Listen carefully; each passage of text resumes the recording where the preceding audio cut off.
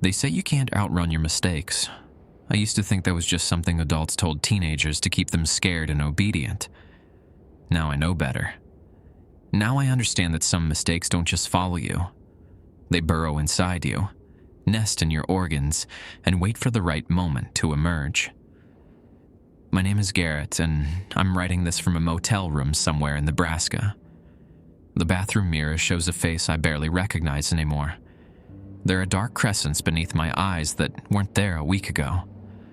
My skin has taken on a grayish tint, like meat left too long in the freezer. When I press my fingertips against my forearm, I can feel something moving underneath. Not muscle twitching. Something else. Something that shouldn't be there. Katie's in the shower. She's been in there for 3 hours now, standing under the spray, trying to wash away what can't be washed. I hear her crying sometimes through the door. Neither of us has mentioned what happened at the truck stop. Neither of us has acknowledged the terrible thing we've done. I keep thinking about my little sister, Bridget. She's 12, obsessed with anime and bad at keeping secrets. Before all this happened, she'd been threatening to tell Mom and Dad about Katie and me if I didn't let her borrow my car for her learner's permit practice. I was so angry with her then. Such a stupid, petty thing to be angry about. Now I'd give anything to hear her blackmail me one more time. To know she's safe. To know I didn't. The news is on with the volume low. They're calling it an environmental disaster, a freak weather phenomenon. They're showing aerial footage of the darkness spreading across central Illinois, swallowing towns and highways. The reporter's voice remains steady, professional, as she lists evacuation zones and emergency numbers. But I can see the fear in her eyes. She knows what I know. This isn't weather. 3 days ago, Katie and I were just two kids trying to escape a suffocating town and parents who valued reputation over their own children's happiness. We thought we were so brave, so clever. We thought we had it all figured out. We had $600, a full tank of gas, and Chicago waiting for us at the end of the highway. We didn't know about the storm then. Didn't know what it really was, what it carried, what it would do to us. They're estimating over 40,000 people are trapped inside the affected zone now. More are getting infected every day as the darkness spreads, and it's spreading fast, faster than anyone predicted. I need to tell someone what really happened out there, what Katie and I saw, what we brought back with us. Maybe someone can still stop this. Maybe there's still time. I don't think there is, though. Because when I look at the map on the television screen tracking the storm's progression, I recognize the pattern, the way it's moving, the direction it's heading. It's following the same route we took. Our route. Like it's retracing our steps. Like it knows exactly where we've been. It started on a Saturday morning in late September. "Hey, who's the new weather guy?" Bridget asked, spooning cereal into her mouth without looking away from the television. I hadn't been paying attention until she said it. The faces on the morning news were all different. Same navy suits, same parted hair, same rehearsed smiles, but I didn't recognize a single one of them. Not the anchors, not the meteorologist, not even the traffic reporter who'd been doing the same job since I was in elementary school. The weather map showed our region with the usual colorful graphics, but centered on the screen was something I'd never seen before. An enormous black spiral, perfectly formed, rotating slowly as it moved toward our area. The new meteorologist, a woman with auburn hair and a smile that seemed painted on, spoke in the same practice cadence they all used. Residents are advised to remain indoors with doors and windows secured. Close your shutters to prevent glass damage, and when you hear the emergency sirens, move immediately to your basement. If your home doesn't have a basement, seek shelter in an interior room away from windows. I pulled back the kitchen curtain. The sky was flawless blue, not a cloud anywhere. The maple trees in our yard stood perfectly still. It was shaping up to be one of those perfect autumn mornings where the air smells like wood smoke and dry leaves. Sounds like a lot of fuss over nothing, Dad muttered, turning back to his coffee and newspaper. He was a big man, former college linebacker, the kind of person who didn't get rattled easily. Mom and Bridget weren't as dismissive. They sat forward on the couch, watching the tickers scroll across the bottom of the screen. School closures, business closures, canceled church services, the county fair postponed indefinitely. I ran my fingers over the car keys in my jacket pocket. The metal felt warm against my palm. This couldn't have happened at a worse time. I needed my family distracted, focused anywhere except on me. Now they'd be on high alert, questioning every movement, watching me like guards at a prison.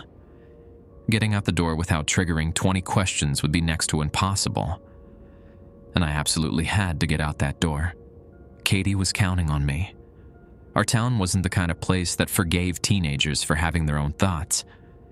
Heavy metal music, gateway to devil worship, Dungeons and Dragons, satanic brainwashing, sex before marriage, social death for entire families. Katie and I had been together for over a year, and yeah, we crossed some lines that our parents drew in the sand. We'd also talked about things. Ideas, dreams, frustrations with the way everyone lived their lives according to what neighbors might think. 2 days ago, Katie's mom found our text messages. Every private thought, every secret complaint, every moment of teenage intimacy laid bare for parental judgment. She called my parents within the hour. The summit happened in our living room. Both sets of parents agreed. The relationship was over, effective, immediately. Did it matter that we were 17, practically adults? Did it matter that we actually cared about each other? Number. What mattered was reputation, public image, what people would say at church. Katie and I had started planning our escape the next day. My car was barely held together with rust and prayer, but it was paid for. Katie had saved $600 from her part-time job at the feed store. Between that and my last paycheck, we figured we could make it to Chicago. Start over, somewhere people didn't know us, somewhere we could just exist without constant judgment. Maybe our parents would calm down eventually. Maybe they'd forgive us. We actually believed that then. I'm going to pull the car into the garage, I announced, standing up. Don't want it getting beat up if there's hail. Bridget snorted. Hail damage might actually improve how that thing looks. I grabbed my backpack from the closet, already packed with clothes, my wallet, phone charger, everything I need. Dad glanced at me briefly but said nothing. Mom was still absorbed in the news broadcast. My hands shook as I closed the front door behind me. 10 minutes later, I'd be on the road. 20 minutes after that, Katie would be in my passenger seat, and we'd never see our families again. I didn't look in the rearview mirror as I backed out of the driveway. Couldn't afford to. If I saw Dad's face in the living room window, saw him realize what I was doing, I might lose my nerve. The engine coughed twice before settling into its usual rattling hum. I shifted into drive and headed toward County Road 47. Behind me, I could picture the scene unfolding. Mom wondering casually why it was taking so long. Dad sitting up straighter in his recliner, his linebacker instincts finally connecting the dots. Bridget pointing dramatically at the window, probably enjoying the chaos. None of it was my problem anymore. The radio crackled to life when I turned it on. Every station broadcast the same message in variations, all delivered in that same eerily calm voice. Seek shelter immediately. Secure all entrances. When you hear the emergency sirens, move to the lowest level of your home. I wasn't the only one ignoring the warnings.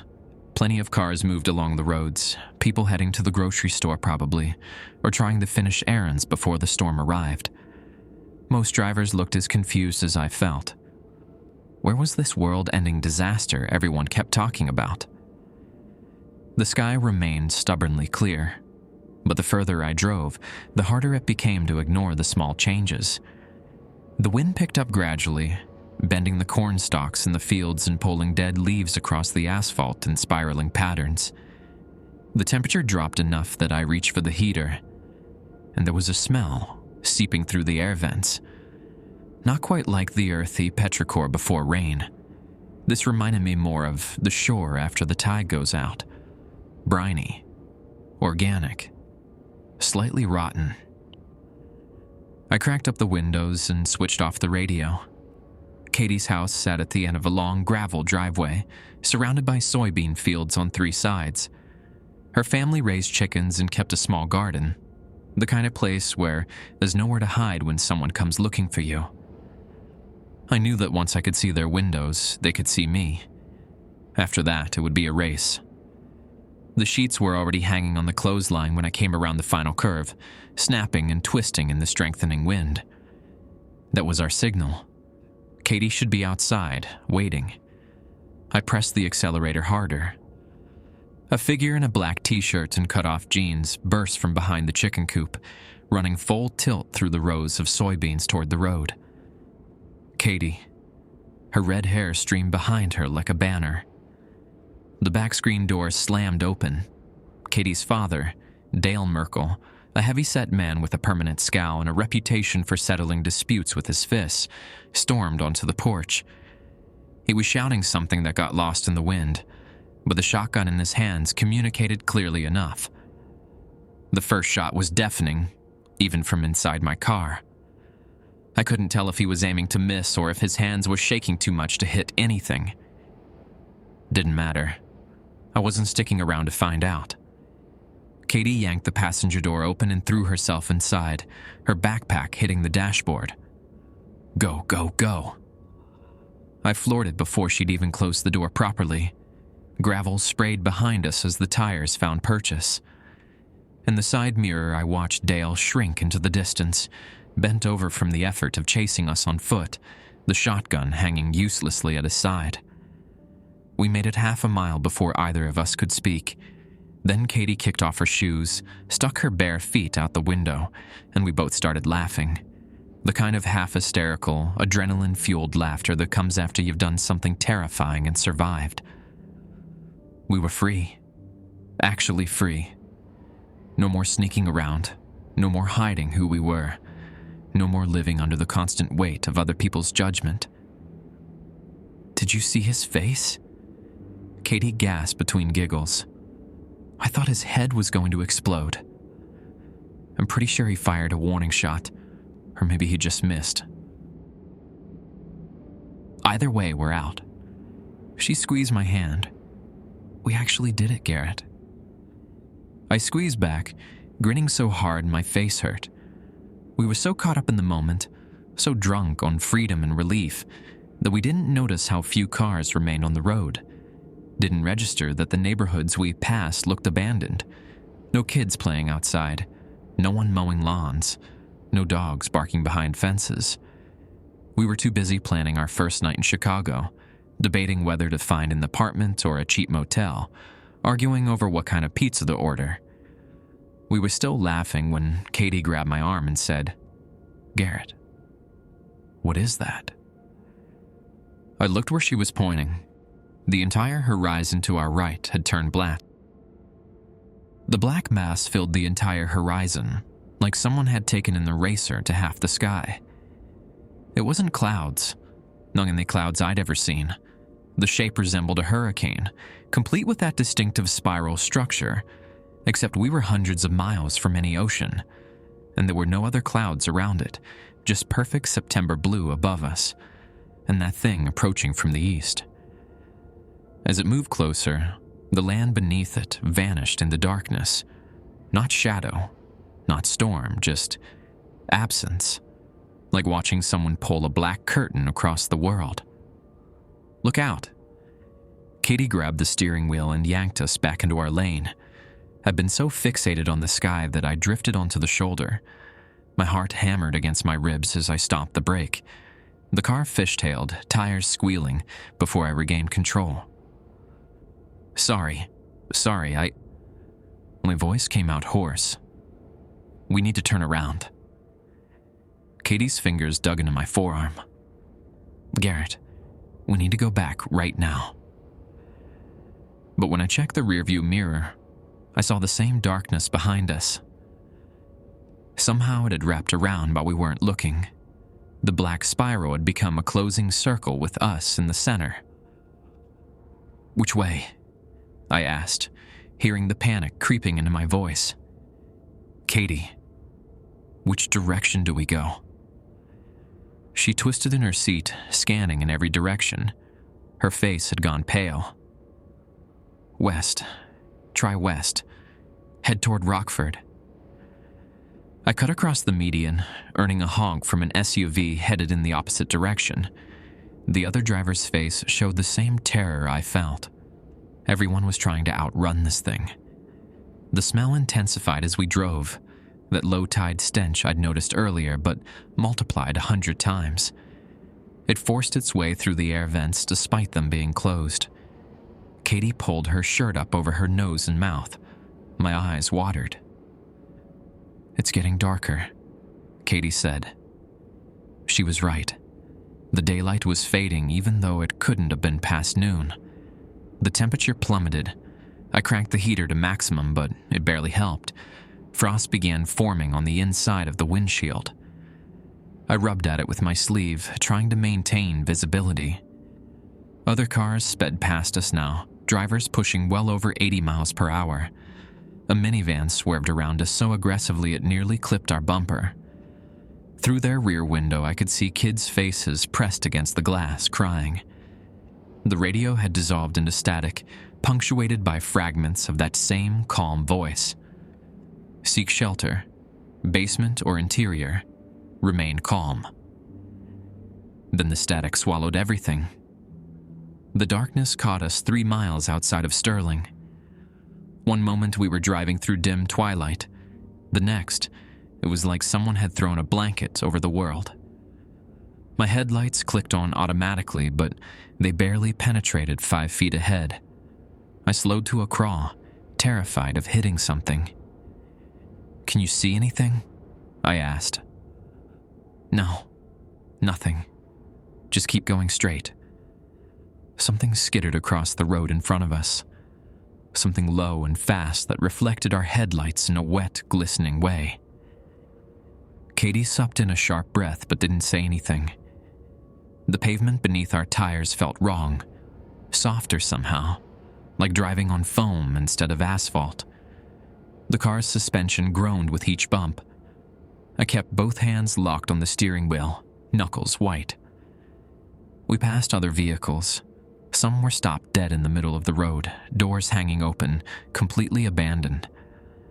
Others had crashed in the telephone poles or ditches, their hazard lights blinking uselessly in the dark. I didn't see any people. Where did everyone go? Katie's voice came out small and fragile. I didn't have an answer. The headlights caught something ahead. A figure standing in the middle of the road. I slammed on the brakes. The car skidded, stopped less than 10 feet away. It was a woman in a bathrobe and slippers. She stood perfectly still, facing us but not moving, not reacting to the car or the headlights or anything. Her arms hung at her sides. Her mouth was open. "Ma'am?" I called through my cracked window. "Ma'am? Are you okay?" She didn't respond, didn't blink. Her eyes reflected the headlights like an animal's. "Garrett, drive around her," Katie said. "We can't just leave her. Drive.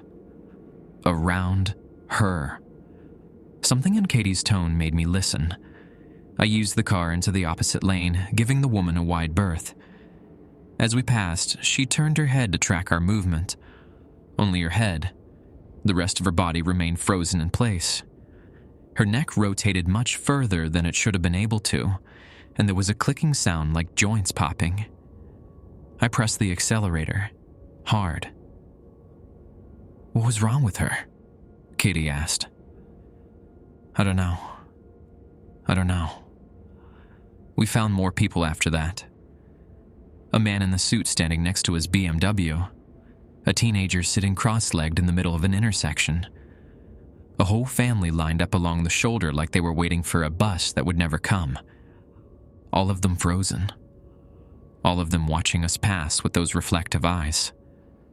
None of them moving. "This isn't weather," Katie said. "Garrett, storms don't do this. Storms don't make people." She stopped mid-sentence. I followed her gaze to the dashboard. The fuel gauge was dropping, fast. We'd had 3/4 of a tank when we entered the darkness. Now it showed less than the quarter and falling as we watched. "That's not possible," I said. "We've only driven a few miles." "Check the odometer." I glanced down.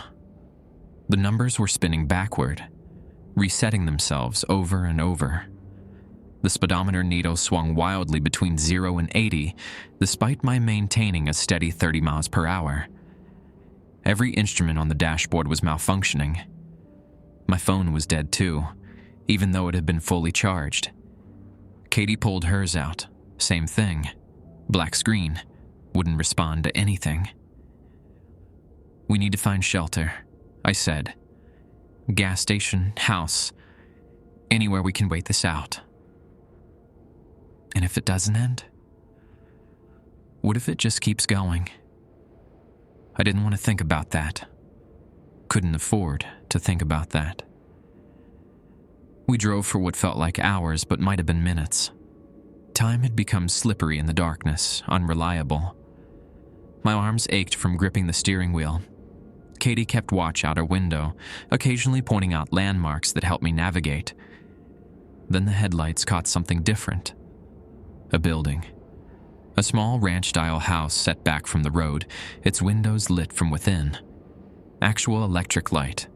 Warm and yellow and real. "There," Katie said. "Someone's home. They might have a landline or a radio or they might be like those people standing in the road." She looked at me. Even in the darkness, I could see the fear in her expression. But I could also see determination. "We need help, Garrett. We can't stay in the car forever. The gas is almost gone." She was right.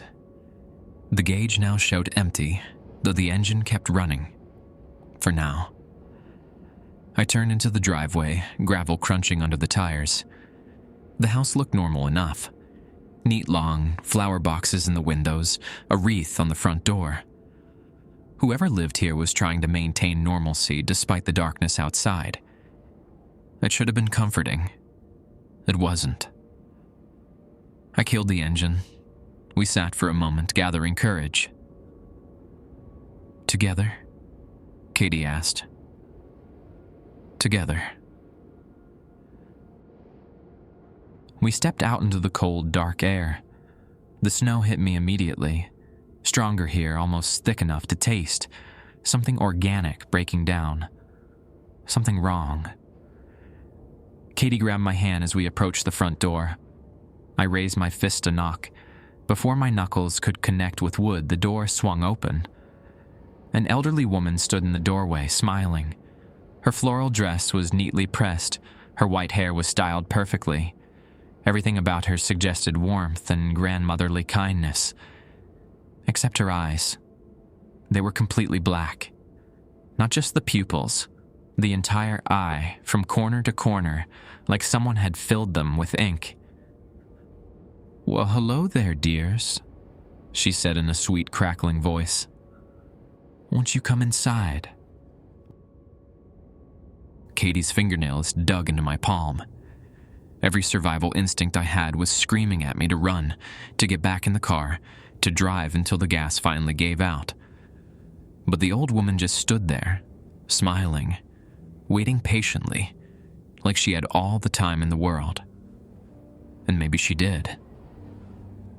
"We don't want to intrude," I managed. Our car's running low on gas and we were hoping maybe you had a phone we could use." "Of course, dear." Of course. She stepped back, gesturing us inside with a liver-spotted hand. Come in, come in. No sense standing out in this dreadful weather. Weather. She called it weather. Katie and I exchanged a glance. Then, because we were 17 and stupid and didn't know what else to do, we went inside. The house smelled like every grandmother's home I'd ever visited. Lavender potpourri, old books, and something baking. The living room was immaculate. Crocheted doilies covered every surface. Family photos lined the walls in matching frames. A grandfather clock ticked steadily in the corner. Normal. Everything was so aggressively normal. I'm Nora, the old woman said, closing the door behind us. The lock clicked. Nora Callahan. I've lived in this house for 43 years. I'm Garrett. This is Katie. Such a lovely couple. Nora moved past us toward the kitchen, her slippers shuffling on the hardwood floor. Those black eyes stayed fixed on us the entire time, even when her head should have been facing forward. You must be starving. I've got beef stew on the stove. My stomach growled despite everything. We hadn't eaten since breakfast. That's very kind, Katie said carefully. But we really just need to use your phone. Oh, the lines are down, I'm afraid. Been down since yesterday morning. Nora pulled bowls from a cabinet. But you should eat something while you wait. The power could come back any moment. She ladled stew into 2 bowls. Steam rose from the thick broth. Chunks of beef and potato bobbed at the surface. It looked and smelled incredible, which only made it more disturbing given the circumstances. Katie and I sat at the small kitchen table. Nora placed the bowls in front of us along with spoons and napkins. Then she sat across from us, folding her hands, watching us with that unchanging smile. Aren't you eating? I asked. Oh, I had mine earlier. She tilted her head slightly, too far, like a bird examining something curious. Go on. Don't let it get cold. I picked up the spoon, hesitated. Something felt wrong about this entire situation, but I couldn't articulate what. The stew smelled right, looked right, and we were so hungry. Katie touched my wrist. When I looked at her, she gave the tiniest shake of her head.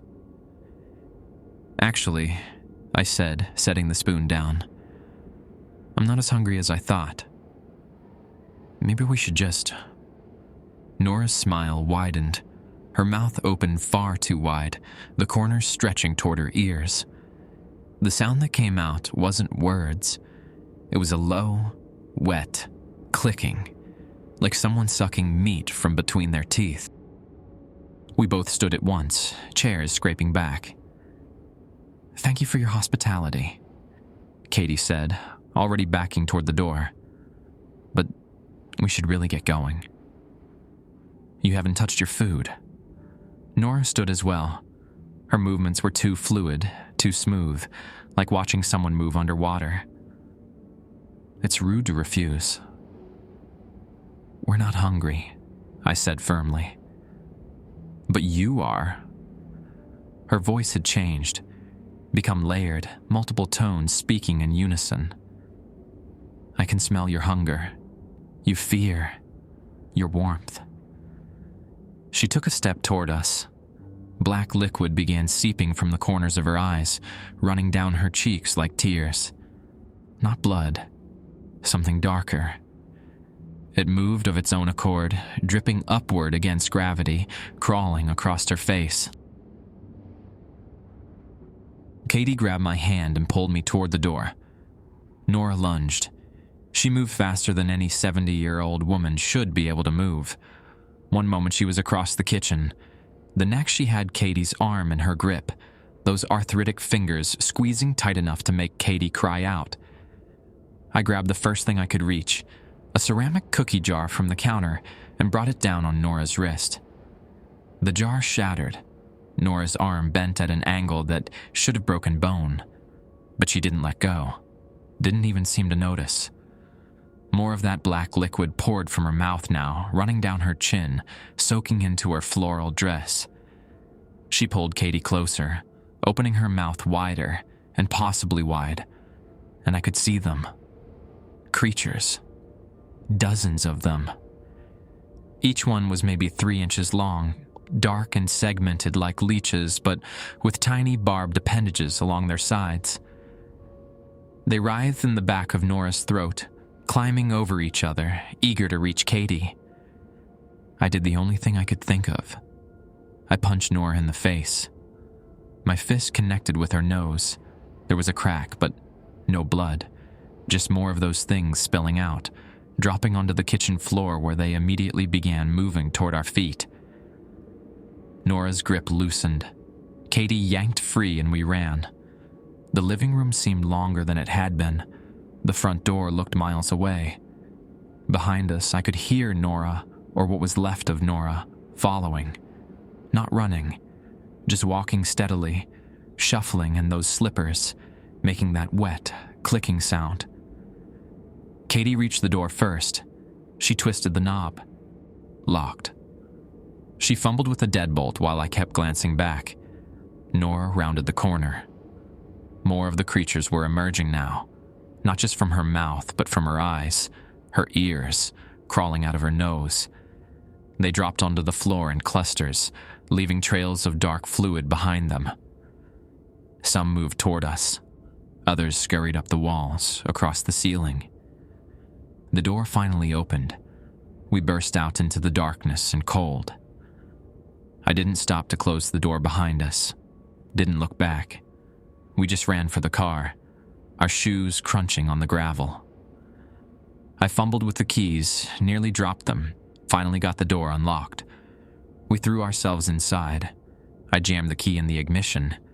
The engine turned over once. Twice. Didn't start. "Come on, come on, come on," I chanted, pumping the gas pedal. Katie was staring at the house. "Garrett." I looked up. Nora stood in the doorway. The creatures covered her now, a writhing mass that obscured her body. They moved as one, flowing over and through her, animated by some collective will. As we watched, she took a step onto the porch, then another. The engine caught. I threw the car into reverse, not caring about the flower boxes I crushed or the lawn I tore up. I spun us around and accelerated down the driveway, gravel spraying. In the rearview mirror, I saw Nora collapse. Her body hit the ground and simply came apart, like she'd been held together by the creatures alone, and without their animation, she was nothing but loose meat and bone. The creatures scattered from her remains, flowing across the lawn toward the road, toward other houses, other people. What were those things? Katie's voice shook. "I don't know." "Did you see inside her mouth? Did you see?" "I saw." We drove in silence after that. The fuel gauge still read empty, but the car kept running, so I didn't question it. Didn't question anything anymore. The rules had changed. Physics didn't apply here. Katie shifted in her seat. I think one of them might have touched me. And she grabbed my arm. My blood went cold. What? I felt something wet, cold, on my skin. She was pulling up her sleeve, examining her forearm in the dim dashboard light. "There's nothing there now, but..." "There's nothing there," I said firmly. "You're fine." We got out. We're okay. I was lying, of course. I had felt something too.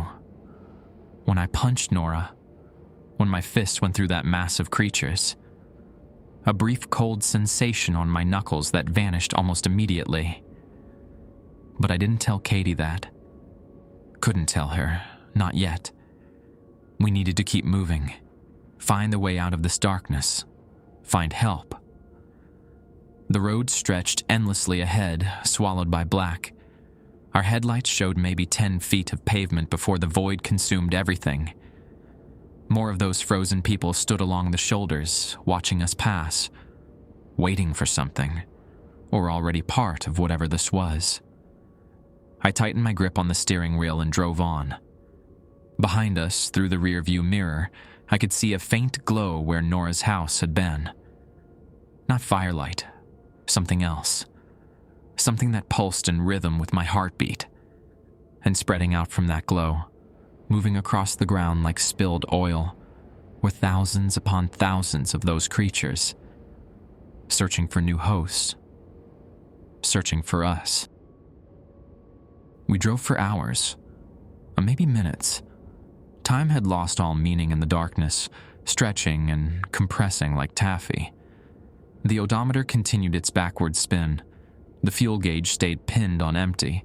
The engine kept running anyway, defying every law of thermodynamics I'd learned in physics class. Katie had pulled her knees up to her chest, arms wrapped around her shins. She stared out the windshield without speaking.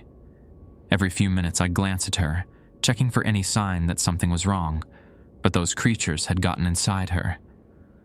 She looked fine. Tired, scared, but fine.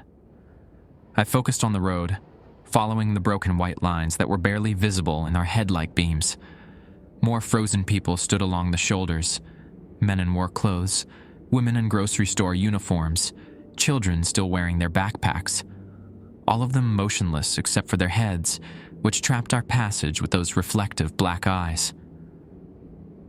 Why aren't they doing anything? Katie asked suddenly. Her voice sounded hoarse, like she'd been screaming. Maybe she had, and I just hadn't heard it over the engine noise. What? The people. The infected ones. They just stand there watching. What if they attack? I don't know. Maybe they're waiting. For what? I didn't have an answer. Didn't want to think about what an army of those things might be waiting for. The gas station appeared like a mirage. One moment there was nothing but darkness and empty road. The next, our headlights caught the edge of a canopy, then pumps, then the bright fluorescent glow of a convenience store. A hand-painted sign on the window read, "Open 24 hours." Is that real? Katie asked. Only one way to find out.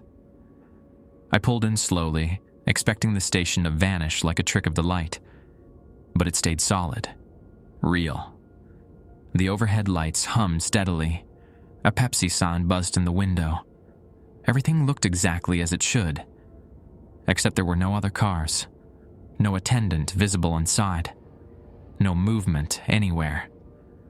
I parked next to pump 3 and killed the engine. The silence that followed felt oppressive, broken only by the tick of cooling metal and that ever-present hum of the station's lights. Maybe we should just get gas and go, Katie said. We need supplies. Water, food. We don't know how long we'll be stuck in this. She nodded reluctantly. We got out together, neither of us willing to be separated. The pumps were old-fashioned, requiring payment inside before you could fill up. I tried the card reader anyway. Dead, as expected. Through the glass door of the convenience store, I could see shelves stocked with chips and candy bars, coolers full of drinks, a coffee station in the back corner. The bell above the door jingled when I pushed it open. That cheerful sound made everything feel worse somehow. Too normal, too mundane for what we just escaped from. "Hello?" I called out. No response. The fluorescent lights flickered briefly, then steadied. A radio behind the counter played country music at low volume.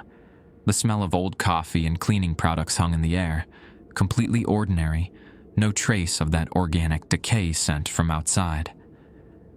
Katie grabbed the shopping basket and started loading it with bottled water, granola bars, beef jerky, anything that wouldn't spoil. I headed behind the counter to find the pump controls. The cash register was from the 1980s, all mechanical buttons in a drawer that required a key to open. Next to it was a master switch panel for the gas pumps. I flipped pump 3 to active and heard the click of the mechanism engaging outside. "Garrett?" Something in Katie's tone made me turn around immediately. She was standing in front of the cooler section, basket at her feet. Her face had grown pale. She was standing at something behind the deli counter. I walked over slowly, not wanting to see but unable to look away. The attendant was there. An older man, maybe 60, with gray stubble and a name tag that read Vernon. He sat slumped on a stool, head tilted back against the wall, mouth hanging open. Not moving, not breathing. But his eyes were open, and they were completely black. "Is he dead?" Katie whispered. I grabbed a package of beef jerky from the shelf and tossed it at Vernon. It hit his chest and fell to the floor. He didn't react, didn't blink. "I think so." "Should we?" "No. We shouldn't touch him. We get what we need and we leave." Katie nodded and went back to filling the basket. I kept one eye on Vernon while I searched behind the counter for anything useful. Found a road atlas from 2003, a flashlight with dying batteries, and a first aid kit that was mostly empty. I was reaching for the phone to try dialing out when Vernon moved. Not a big movement, just a slight turn of his head, angling to look directly at me. His mouth stayed open, no breathing, no sound, just those black eyes focusing on my face. "Katie, we need to go. Just a few more, now. We need to go now." She heard the urgency in my voice and grabbed the basket without argument. I came around from behind the counter, giving Vernon a wide berth. His head tracked my movement, rotating smoothly on his neck. We were almost to the door when I remembered the gas. "Pump 3's already active. Start filling up. I'll grab some cash from the register for good measure." Katie hesitated, then nodded and pushed through the door. The bell jingled and went back to the counter. The register was locked, but there was a coffee can next to it labeled TIPS in shaky handwriting. Inside were crumpled bills and loose change. I dumped it all into my pocket. Vernon hadn't moved, still sitting on his stool, head turned toward me, mouth open, waiting. I backed toward the door slowly, unwilling to turn my back on him. My hand found the door handle. "Thanks for your help," I said, though I don't know why. Some ingrained Midwest politeness that couldn't be suppressed even in the face of cosmic horror. Vernon's mouth closed, then opened again. Wider this time. Black liquid began seeping from between his lips. I bolted. Katie had the gas nozzle in the tank, watching the numbers climb on the old mechanical meter. I went to the driver's side but kept my eyes on the store. Vernon was standing now. I could see him through the window, moving toward the door with that same shuffling walk Nora had used. Not hurried, just inevitable. "How much longer?" I asked. "It's going so slow." This pump must be ancient. Vernon reached the door, pushed it open. The bell jingled again. "Leave it. Get in the car." "We're not even at half a tank. Katie, get in the car." She looked up, saw Vernon emerging from the store, and understood. She yanked the nozzle out, fuel spraying everywhere, and dove into the passenger seat. I already had the engine running. We peeled out of the station, tires squealing. In the rearview mirror, I watched Vernon stop at the edge of the pavement. He didn't chase us, just stood there, mouth open, as those creatures began spilling out onto the ground. But we had supplies now: water, food, a quarter tank of gas that would have to be enough. And most importantly, we had confirmation that the infection could be dormant. Vernon had been dead, or close enough, sitting on that stool. The creatures inside him only activated when potential hosts came near, which meant... I tried to push the thought away, but it forced itself forward anyway, which meant that Katie and I might not know if we were infected until it was too late. "My arm itches," Katie said quietly. "Don't scratch it." "Wish you grabbed me. It itches like crazy." I glanced down at my right hand, the one I'd used to punch Nora. The knuckles looked slightly red, irritated. But that could just be from the impact, couldn't it? Normal bruising? "Let me see," I said. Katie held out her arm.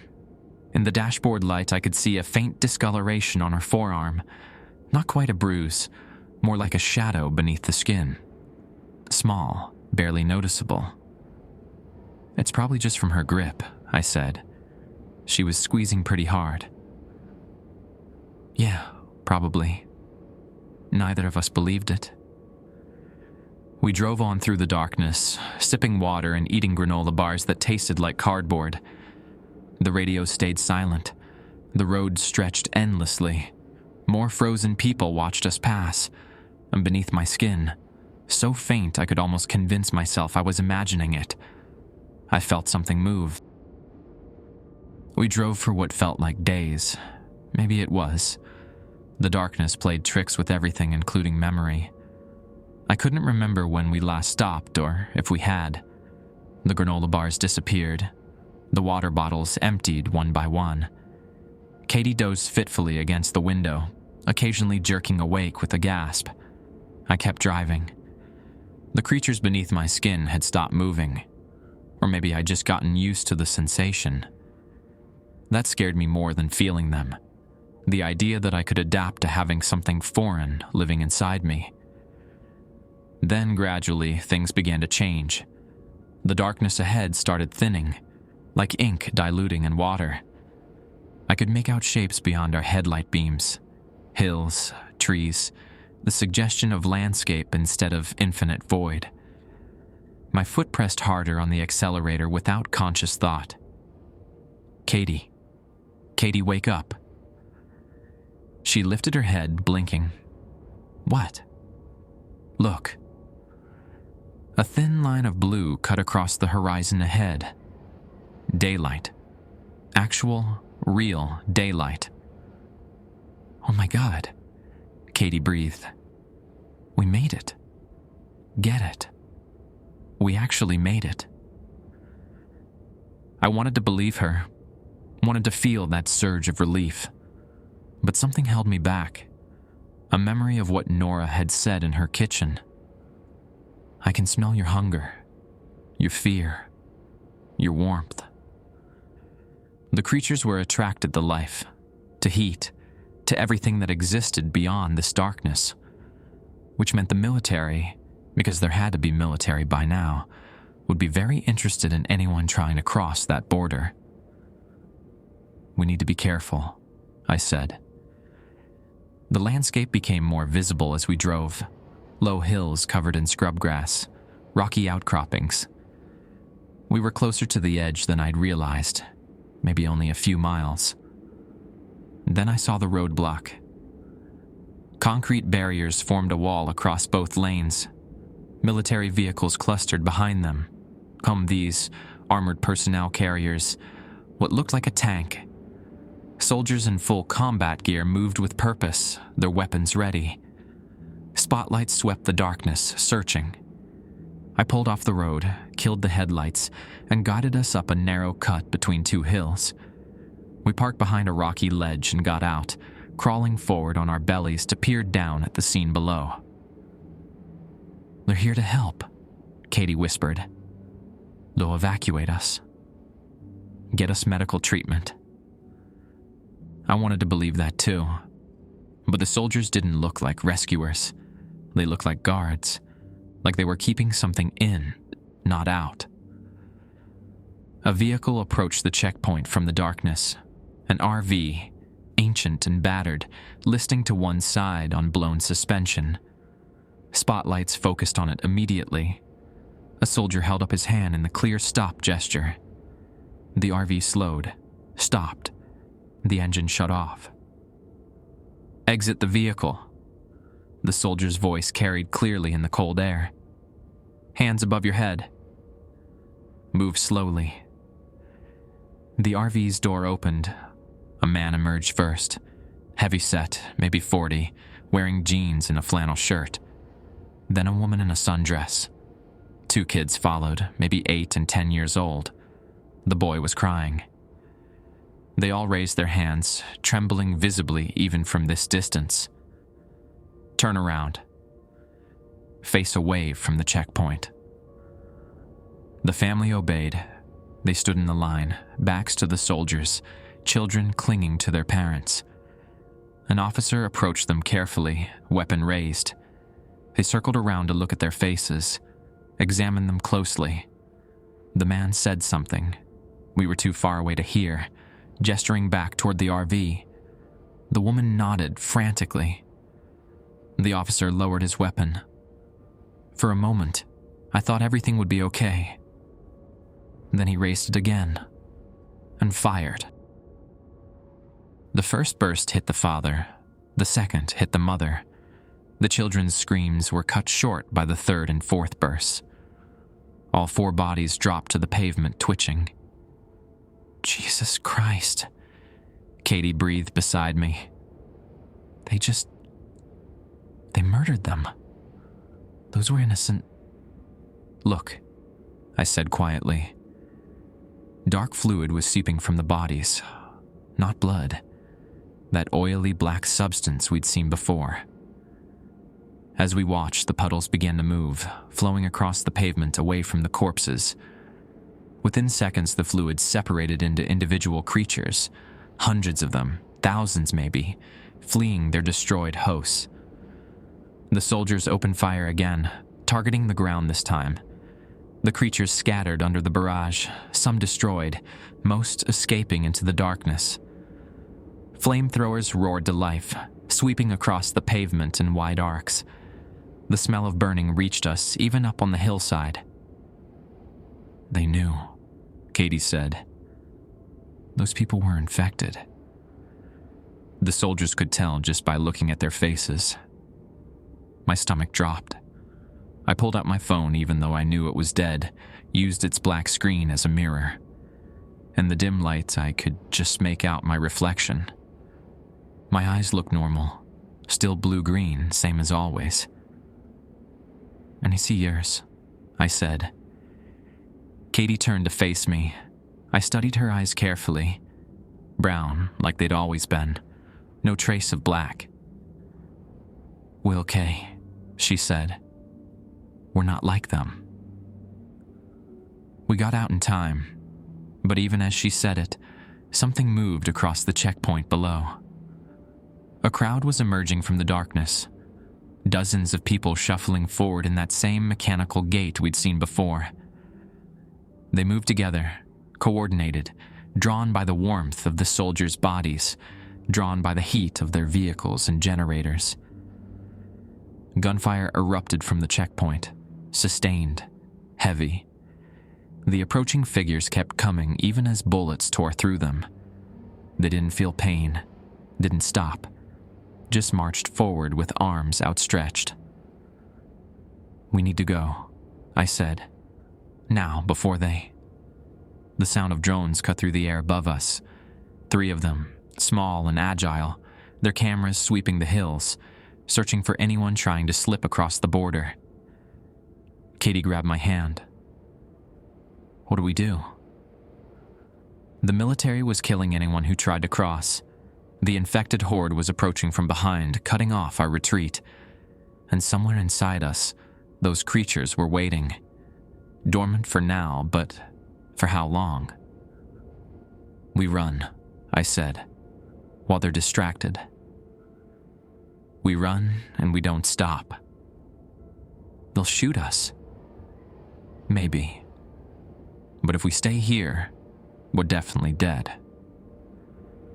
Below, the soldiers were falling back behind their concrete barriers as the horde pressed forward. The creatures that had spilled from the executed family were joining with the larger group, combining into something bigger, more coordinated. The drones moved toward the fighting, focusing on the immediate threat.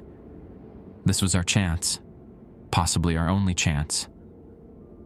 "Through the gully," I said, pointing to a ravine that ran parallel to the road. "Stay low. Move fast. Don't look back." Katie nodded, her face pale but determined. We scrambled down from our vantage point, thorns tearing at our clothes and skin. The gully was overgrown with brush and weeds, but it offered cover. We pushed through, branches whipping at our faces. Behind us, the sound of gunfire intensified. Screams, explosions. The chaos of the battle provided cover for our escape. Ahead, that line of blue grew wider, brighter. Real daylight. Real world. Real life. We broke through the tree line and found ourselves on the shoulder of highway. Normal, boring highway with painted lines and road signs. Cars drove past, people going about their ordinary lives, completely unaware of the nightmare just a few miles behind them. Katie and I stood there, gasping, covered in scratches and dirt. We looked at each other and started laughing. Half hysterical, relief-drunk laughter. We'd made it out. Against all odds, we'd actually escaped. A semi-truck put on its flashes and pulled onto the shoulder ahead of us. The driver leaned out, a middle-aged man with a kind face and a trucker's cap. "You kids okay? Need a lift?" Katie squeezed my hand. "Yes, please. Thank you." We climbed into the cab. The driver introduced himself as Zach, said he didn't need our story, didn't want to know. Fair enough. As we pulled back onto the highway, I watched the darkness shrink in the side mirror, watched it fade into the distance until it was just a strange smudge on the horizon. One more strange thing in a strange world. My hand itched. I scratched it absently. Everything was going to be fine now. Everything was going to be just fine. Zach took us to a truck stop about 40 miles from the border. By then, the darkness was just a smudge on the horizon behind us, barely visible, like a bad dream fading in daylight. The truck stop was busy, 18-wheelers idling in the parking lot, cars filling up at the pumps, families with young kids heading inside for bathroom breaks and snacks. Normal people doing normal things. The smell of diesel fuel and fried food drifted through the air. We've been living on gas station granola bars and warm bottled water for days. The thought of actual hot food made my mouth water. "You kids hungry?" Zach asked. "My treat. Least I can do." "You don't have to," Katie started. "I insist." I parked the truck in the far lot. "You both look like you've been through hell. Come on." The restaurant was attached to the truck stop. One of those places with red vinyl booths and laminated menus and waitresses who called everyone home. We slid into a booth near the back. Katie sat pressed against the window, staring out at the parking lot like she couldn't quite believe we were really here. "Order whatever you want," Zach said. "I'm thinking the chicken fried steak. Haven't had a good one in weeks." A waitress came by, a woman in her 50s with reading glasses on a chain and Brenda on her name tag. We ordered. Katie got a bacon cheeseburger with fries. I got a club sandwich and onion rings. Zach got his chicken fried steak. "So, where you kids headed?" Zach asked once Brenda had left. "Chicago," I said. "We have friends there. Good city. Visited once back in the 90s. He didn't press for more details. True to his word, he didn't want our story. The food arrived faster than I expected. It looked incredible. Greasy, oversized, exactly what my body was craving after days of survival rations. Katie and I dug in immediately. The first few bites tasted like salvation. Hot, salty, exactly what I've been dreaming about. I cleared half my plate in minutes, barely stopping to breathe. Then my stomach cramped. It started as a small twist, uncomfortable but manageable. I set down my sandwich and reached for my water. The cramp intensified, became a sharp stab that made me gasp. Across from me, Katie had gone pale. Garrett? I'm okay. Just ate too fast, I think. But there was an okay. The cramps were getting worse, spreading from my stomach up into my chest. My throat felt tight, wrong, like something was blocking it. Katie's hand flew to her mouth. I think I'm going to... She didn't finish the sentence. She doubled over and vomited onto the table. But it wasn't just food that came up. Black liquid splashed across the red vinyl, thick and oily. And moving through it, squirming frantically, were dozens of those creatures. They writhed across the table, dropping onto the floor, immediately orienting toward the nearest source of warmth, toward other people. My own throat spasmed. I tried to hold it back, clamped my hand over my mouth, but it was useless. I heaved violently and felt them crawling up from inside me, out of my throat, over my tongue, spilling from between my fingers. So many of them. Hundreds, maybe thousands. They've been inside us the whole time, growing, multiplying, waiting for us to reach a place with enough hosts to make spreading worthwhile. We brought them out. Zach stared at his arm where one of the creatures had landed. What the hell? Then it burrowed into his skin. He screamed and swatted at it, but it was already gone, vanished beneath the surface. More of them were crawling across the floor now, moving with terrible purpose toward the other diners. A woman shrieked as one latched onto her ankle. A truck driver stumbled backward, creatures swarming up his legs. Brenda dropped her coffee pot, both hands going to her face as something crawled into her eye. The whole restaurant erupted into chaos. People ran for the exits, slipping on the black fluid, falling. More creatures. Katie and I just sat there, frozen by horror and shame, watching what we'd done. A little girl, maybe 6 years old, stood next to her parents' booth. She was staring at me with wide eyes. One of the creatures was moving toward her across the linoleum floor. Run, I tried to say, but my throat was too raw. The creature reached her shoe, started climbing. Her mother scooped her up and bolted for the door, but I could already see the dark spots spreading on the child's white sock, see the moment of confusion on her face as she felt it burrowing in. We have to go, Katie said. Her voice was hollow, dead. Garrett, we have to leave right now. She was right. People were screaming, pointing at us, some of them already pulling out phones. Police would be here soon, military probably right behind them. We ran.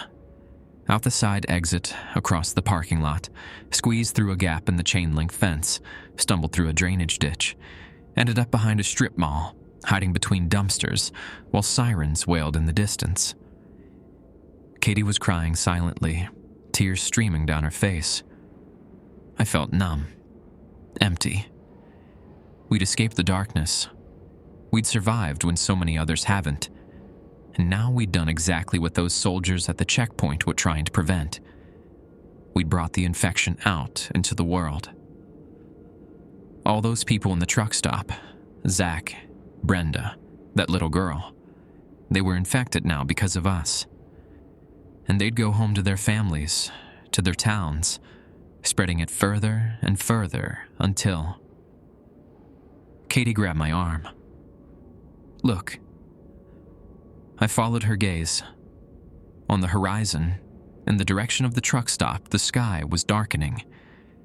That same black spiral we'd seen on the weather report days ago. Forming. Growing. Following the trail of infection. Following us. "It's spreading," Katie whispered. "Oh God, Garrett. It's spreading, and it's our fault." Katie finally came out of the shower around dawn. She didn't say anything, just sat on the edge of the bed wrapped in a towel, staring at the same news broadcast I've been watching for the past 6 hours. The death toll had climbed to 53,000. The infected zone now covered most of Illinois and had spread into Iowa, Wisconsin, and Indiana. They were calling it the Meridian event, after the township where it supposedly originated. But Katie and I knew better. It originated with us. I tried calling home once, 2 days ago. My mom's phone went straight to voicemail, Dad's too. Bridget's was disconnected. I told myself they'd evacuated, gotten out before the darkness reached our town. But I'd seen the maps, traced the infection spread. It had hit our neighborhood within 18 hours of us leaving the truck stop. The news showed footage from the quarantine zones, military blockades, burning buildings, mass graves. A reporter interviewed a CDC official who kept using phrases like unprecedented parasitic outbreak and unknown vector of transmission. They didn't know how it spread, couldn't track it. But I could. On the motel desk, I'd drawn my own map, marking every place Katie and I had stopped. The gas station, Nora's house, the truck stop. Each location was now a red zone on the official CDC maps. The infection spread outward from those points like ripples in water. We were patient zero. Both of us. "I called my parents," Katie said suddenly. Her voice was barely a whisper. I turned to look at her. "When?" "Yesterday, while you were sleeping." She pulled the towel tighter around herself. My mom answered. My heart lurched. She got out? Katie, that's... She didn't sound like herself. Her voice was wrong. Too flat. Too calm. Katie's hands were shaking. She said my dad was fine. That everyone was fine. That I should come home. And everything would be forgiven. She kept saying it over and over. Come home, sweetheart. Come home. I didn't know what to say. Didn't have words for this kind of grief. There was something in the background, Katie continued. Clicking sounds. Like fingernails on glass, or... She couldn't finish. On the television, the reporter was showing new footage. The darkness had started spreading faster, no longer contained to the original zone. Cities were falling dark one by one, swallowed by that black spiral. Chicago had been evacuated. Milwaukee was under mandatory lockdown. And if I traced the route on my map, if I followed the progression, it was moving northwest, toward Nebraska, toward this exact motel, following us. We can't stay here, I said. Katie nodded slowly. Where do we go? I don't know. Somewhere remote. Somewhere with fewer people.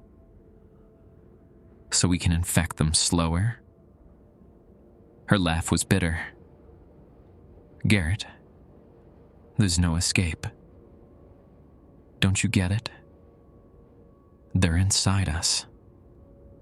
They'll always be inside us. Everywhere we go, everyone we touch. Stop. It's already over. We've already killed them all. She looked at me with eyes that held nothing but despair. My parents. Your parents. Bridget. Everyone in our town. Everyone at that truck stop. How many people did we infect? Thousands? Tens of thousands? I wanted to argue. Wanted to tell her we'd find a cure, a solution, something. But I'd felt them moving again this morning, multiplying, getting ready for the next spread. My phone buzzed, a news alert. Infection confirmed in western Nebraska. Residents advised to shelter in place. Katie saw it too. She stood up, started getting dressed with mechanical movements. "We should leave," she said. "Give them a few more hours. Katie, I'm serious. The people here don't deserve this. Nobody does." She pulled on her jeans. "We keep moving. Stay ahead of it as long as we can. Maybe eventually we'll reach somewhere empty enough that we can't do any more damage." She was right. It was the only mercy we could offer now. I grabbed the car keys, checked the map one last time. Thought about Bridget's face, Mom's laugh, Dad's gruff voice. Wondered if they'd died quickly or if they were still out there somewhere, frozen in place with those black eyes, waiting. Katie touched my shoulder. "Garrett, we have to go." So we did. We got in the car and drove west, toward emptier country, knowing the darkness would follow. Knowing that everyone we passed, every town we drove through, every rest stop where we needed food or gas, we'd be leaving death behind us. Two kids who just wanted to escape their small town. Two kids who ended up bringing hell to everywhere else. The road stretched ahead, and behind us the sky grew dark.